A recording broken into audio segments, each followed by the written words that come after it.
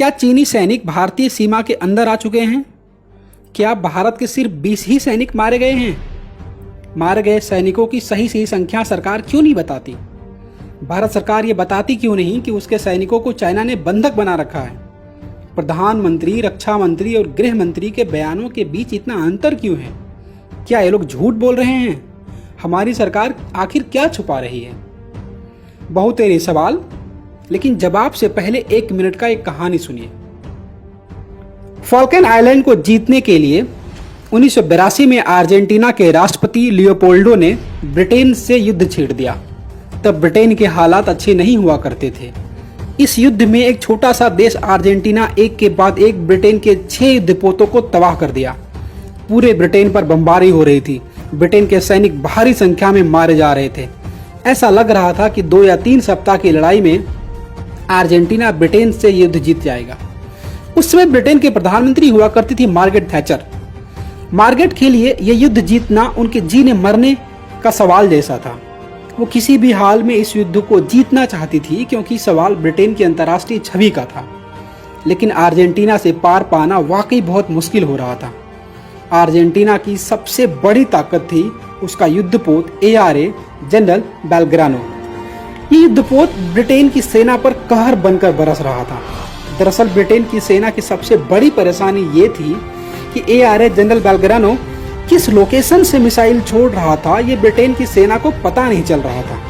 और अर्जेंटीना के लिए यही सबसे बड़ी कामयाबी थी। अर्जेंटीना की ARA जनरल बेलग्रानो एक ऐसा युद्धपोत था जो इस लड़ाई का 80% खुद अकेले लड़ रहा था। मार्गरेट थैचर को समझ में आ गया कि ब्रिटेन अब जल्द ही ये युद्ध हारने वाला है। फिर ब्रिटेन का एक प्रोपेगेंडा शुरू हुआ। ब्रिटेन के अधिकारी मीडिया को बुलाकर प्रेस कॉन्फ्रेंस किए और उन्होंने दुनिया को ये बताया कि अर्जेंटीना का सबसे बड़ा और सबसे ताकतवर युद्धपोत ARA जनरल बेलग्रानो को उड़ा दिया गया है और ये युद्ध ब्रिटेन लगभग जीत चुका है। This is how Britain got its news during the war.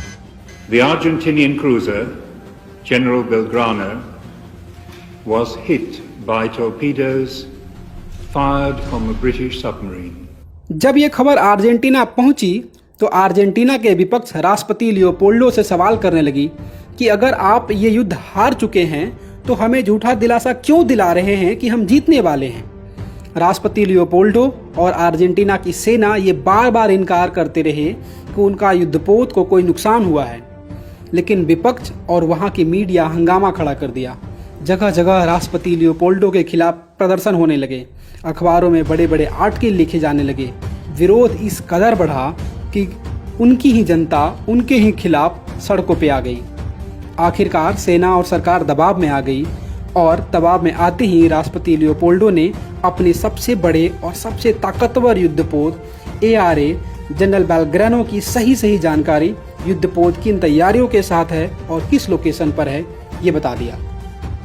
इस जानकारी आने के सिर्फ चंद घंटे बाद ही ब्रिटेन ने ARA जनरल बेलग्रानो को अपने निशाने पर ले लिया और इस युद्धपोत पे एक के बाद लगातार 3 मिसाइल दागे गए।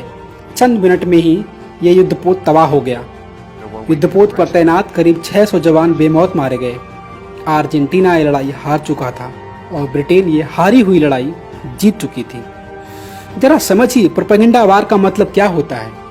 इस युद्धपोत को ब्रिटिश सेना ने तभी मार गिराया जब उसने अपने प्रोपेगेंडा वार से अर्जेंटीना की सरकार को ये मजबूर कर दिया कि वह अपने देश में सफाई दे कि उसका युद्धपोत डूबा तो नहीं है।